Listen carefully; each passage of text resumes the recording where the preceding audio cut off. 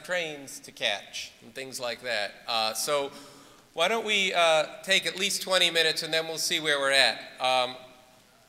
There's a, okay, here's,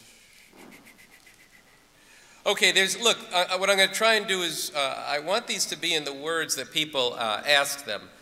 But there's a number of questions that are along the lines of, where have you been when Hamas shoots rockets on Israeli civilians? Okay, and the, could you please speak to the, this is for Peter Weiss, could you please speak to the transgression of international law perpetrated by Hamas in basing military activity in schools or hospitals? Or has Hamas not done that? So there's a first set of questions here. Maybe I won't take the time to read them all, but there's a lot of questions which maybe they're not the predominant ones in the room tonight, but they're questions along the lines of, didn't Hamas start it? And as I said in the beginning, is that really the question?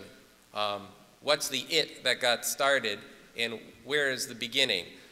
So I want to have the panelists, you can take the first question, which was posed most provocatively, but it's in terms of, what about the Hamas rockets, and how do you understand that? I mean, people have spoken to that, but I think it's worth joining it again. Oh, no.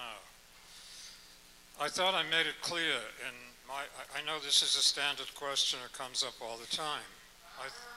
I thought I made it clear in my remarks from the podium that I consider the rockets from Hamas to be a violation of humanitarian law. The launching of missiles against exclusively civilian populations is as much a violation when it kills 20 people than when it kills nearly 1,000. It is still a violation. And many of us have urged that the solution of this conflict end all violence. I made that clear also, so I'm not sure whether I'm missing the question or whether there's something else involved here. Just to give a little history, Hamas only began to target, and I'm not defending the action because I certainly agree with you, it is a clear violation of international law, as Richard Falk has repeatedly said, but they only began to target, I'm giving you Hamas's argument, Israeli civilians after the 1994 massacre by Baruch Goldstein in the mosque in Hebron. 30 Palestinian worshippers gunned down and killed, dozens wounded. Goldstein, who was a Jewish settler from Kiryat Arba, was rushed, overpowered, and killed. At that point, Hamas's feeling, and of course, if you look at the numbers, it's disproportionate in terms of the number of Palestinian dead versus Israeli dead. It was 5-1 before this conflict, and now we're running, of course, much higher than that.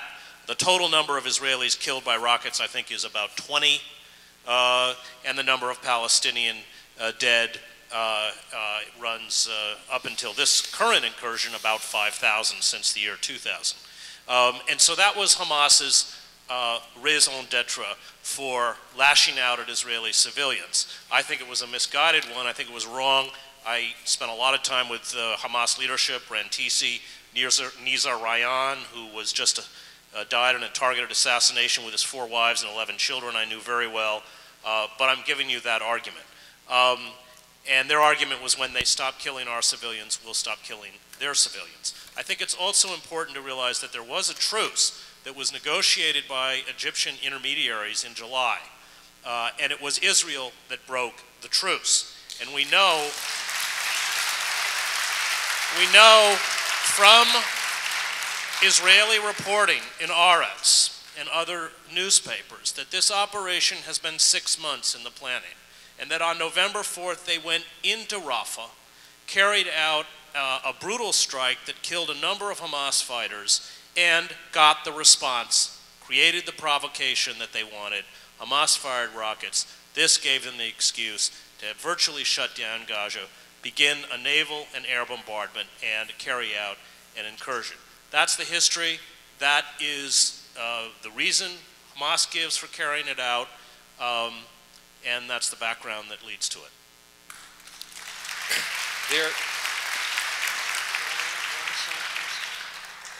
One of the obligations of international law is to exhaust all peaceful means of resolving a conflict before resorting to force.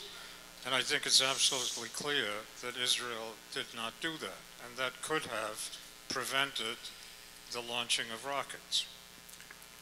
Okay, let me read 3 questions, and there's more in this category of questions.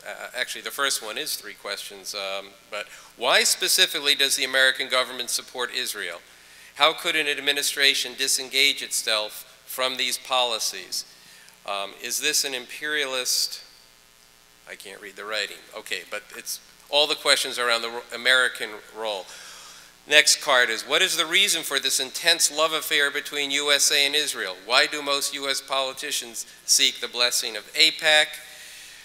Next question is, given the history of our own country, USA, which is characterized by terror and annexation of the land of indigenous people in this hemisphere, what hope is there that the American government will ever be moved to abide by human rights, international law now in the Middle East? And there's several more in the same vein. But you get the basic question. So panelists want to speak to that? Well, actually, I'll defer to Al.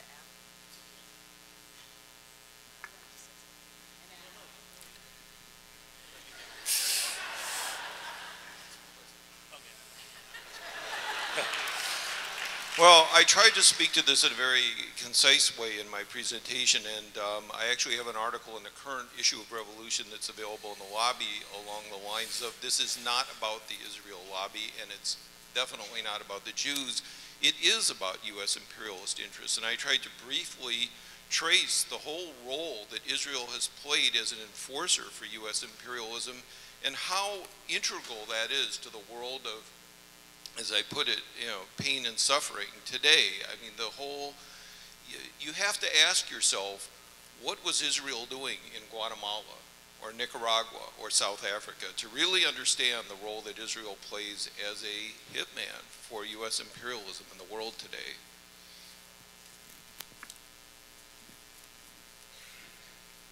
Now I have something to say, because I disagree with that comment in terms of it's not about the Israel lobby. Every candidate for Congress is approached by AIPAC, and they are asked to sign a pledge or write a statement. That statement is a statement of support for Israel. And so that's why you get, out of 535 possible votes, you only get 5 votes that represent the values of the people who really want peace and want the United States to be an honest broker in that part of the world.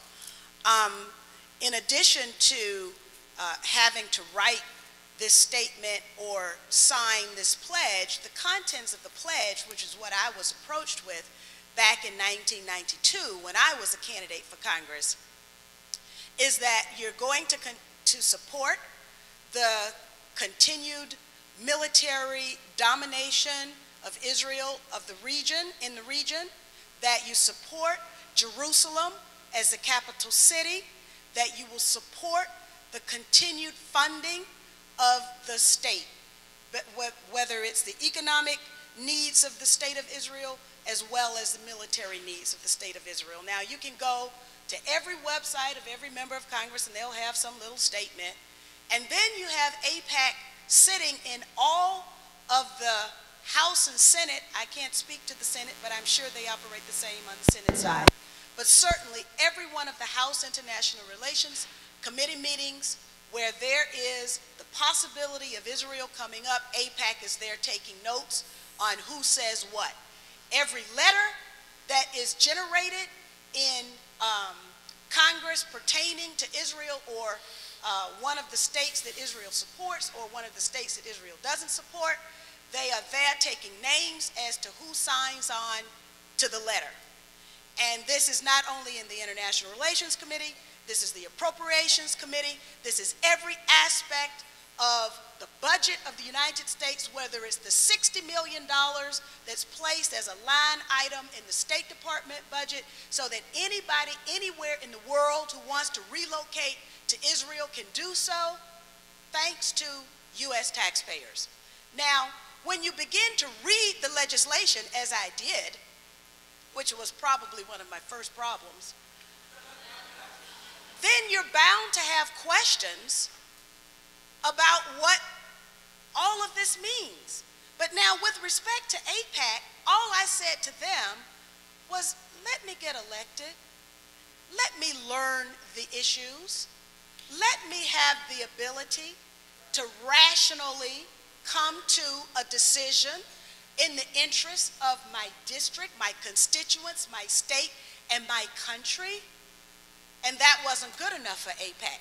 Yes, this is about AIPAC. This is about the pro-Israel lobby that manifests itself in every aspect of the politics of our country.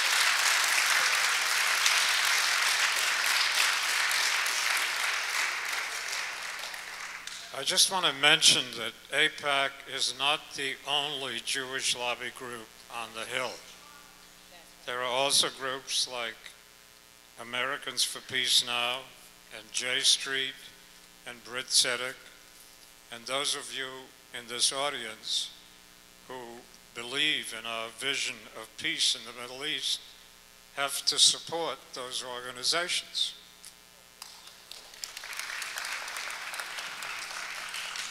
I just want to make clear that AIPAC doesn't represent Israel. I covered Yitzhak Rabin's campaign to be prime minister. And by then, AIPAC had signed on with Likud. And they sent over money, and even pollsters and campaign workers to help in the campaign against Rabin. AIPAC, long ago, probably predating Shamir, but certainly beginning with Shamir, adopted the right-wing, messianic with a small m, vision that we see in Kadima, Ehud Olmert, Netanyahu, Livni, Sharon, the rest. And Rabin hated them. When I was at Rabin's inauguration as prime minister, he refused to invite AIPAC, because by then AIPAC was driving a hard-right, imperialist, messianic vision that did not square with his own vision of how to establish and build peace with the Palestinians. And there's a famous story told to me by a member of Rabin's office that on his first trip to Washington, he was in the Shoreham, or one of the big hotels in Washington, and several AIPAC officials talked to his aides and asked for a meeting, and Rabin, who, if anyone knows Rabin, was extremely profane, kept a bottle of whiskey in his bottom drawer, smoked one cigarette after another, turned and said, "I don't talk to scumbags." Now, interestingly, Mr. Weiss mentioned these other groups that have formed to serve as a counter voice to the sheer dominant position that AIPAC has in Washington. Vanessa Redgrave read a message from Uri Avnery. Well, I heard that Uri Avnery was doing a tour of the United States, and I didn't know who he was. I learned that he was a former member of the Knesset, one of the foremost human rights activists in Israel, and so I decided that as a member of Congress, I needed to know this person. I needed to hear him, and that my colleagues on the Hill also needed to have the benefit of hearing this person. So for the first time ever, Uri Avnery was invited to Capitol Hill by me. We had a press conference with the Unity Coalition, and that press conference included, among others, we had 12 organizations represented there, Jews Against the Occupation, Not in My Name, Women in Black, Jewish Voices for Peace. We had all of the coalition members of the Junity Coalition to either send a statement of support or to send a representative.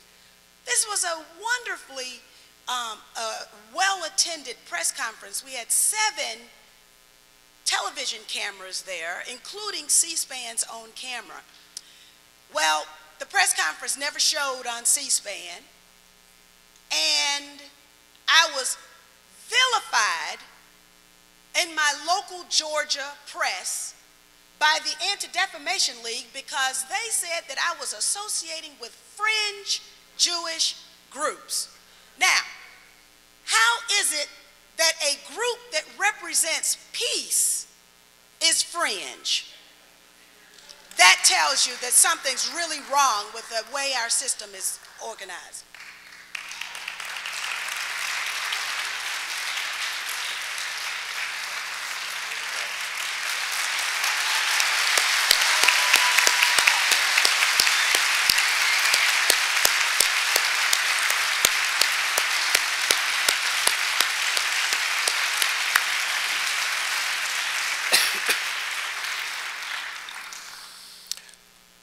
Okay,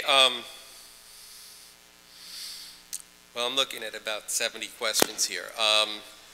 One thing we'll do, people should sign up on the Revolution Books email list. We're going to find a form to have discussions of these questions at the bookstore and we'll invite some of the speakers to come there. All right, but that doesn't get us through the evening. There's another whole group of questions here that have to do with what do we do? What do you think about the effectiveness of the divestment boycott strategy?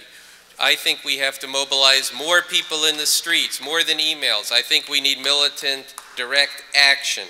I think, how do we get more people involved in taking up this issue? So there's probably 15 questions in that vein. So I think, why don't we speak to that?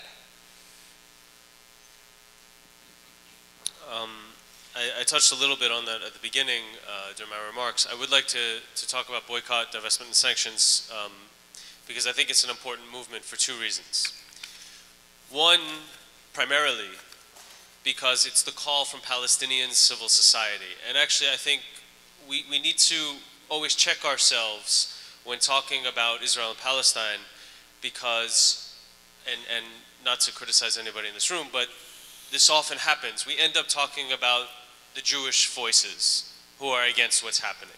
We end up talking about those Jewish groups and those Jewish individuals or Israeli individuals who are trying to break the silence in Israel. But we need to remember, even while we're doing that and asserting their voices, we also have to pay attention to the Palestinian voices.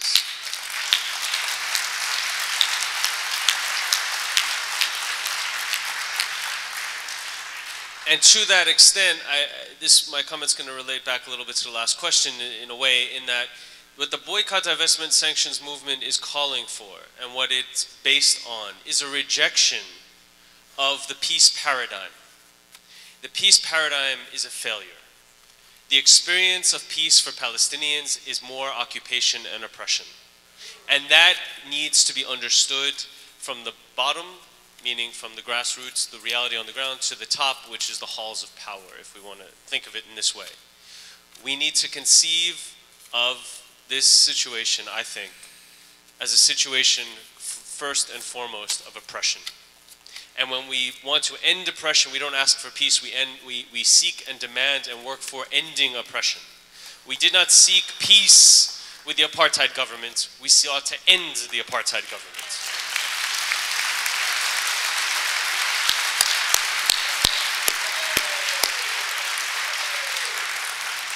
So first, BDS is important because it brings forward the Palestinian voice and the Palestinian position of civil society, of intellectuals, of the grassroots.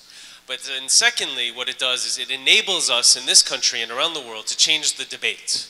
It's not a debate of who wants peace more.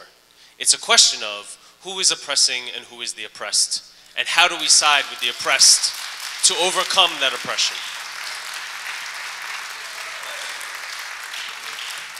I also think that in this country, the voters in this country also have to believe in themselves. And that means that we look at what has happened in other parts of the world, from Bolivia and Ecuador and Venezuela and Haiti, and understand that through the power of the vote, we really can change the policy that represents us. But we are not going to be able to do the same thing and vote the same way and vote for the same political parties and expect that we're going to get a different result. We're going to have to do some different things.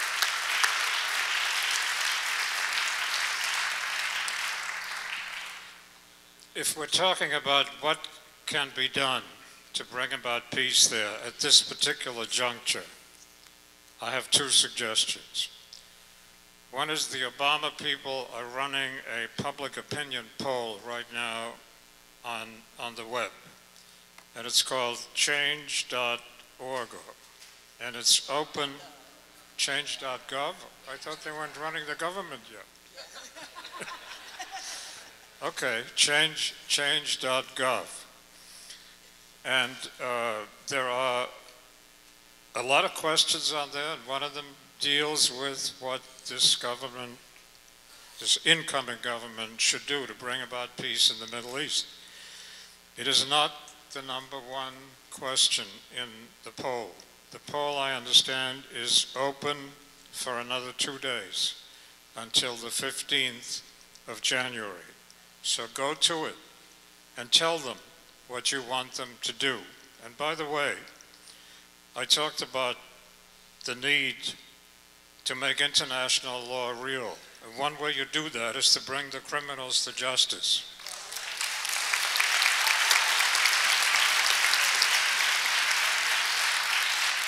And it may surprise you to know that the number one question in the poll, to which over 100,000 people have replied so far, is the question, are you going to do something about prosecuting Bush, Cheney, and Rumsfeld?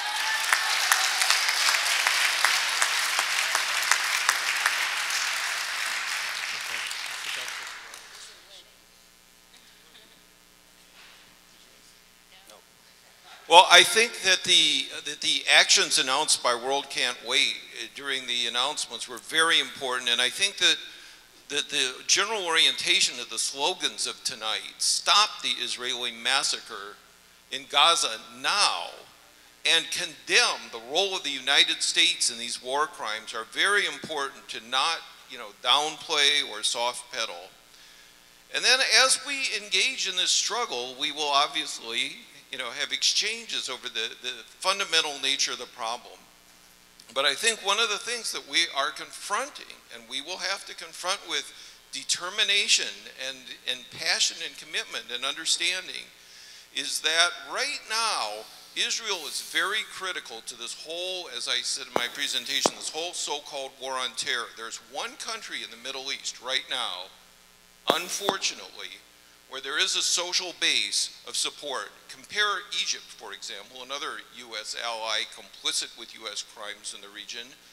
That government is very isolated and very shaky.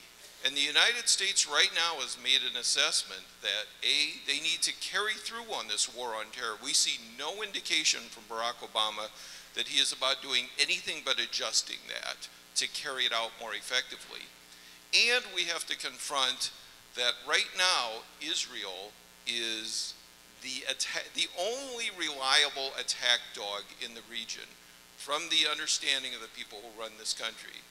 Life would be simpler, I think, if it was simply a case of, the Israel lobby, which is very powerful. But I encourage people to look at the coverage in Revolution newspaper to understand the relationship between the attack dog and the master in the Middle East. And that does put a lot of responsibility on us. Let's face it, here in this country that is responsible, $3 billion a year of military and other aid to Israel, we have to take responsibility, being here in this country, to take a strong stand along the lines of the slogans identified for this evening's event.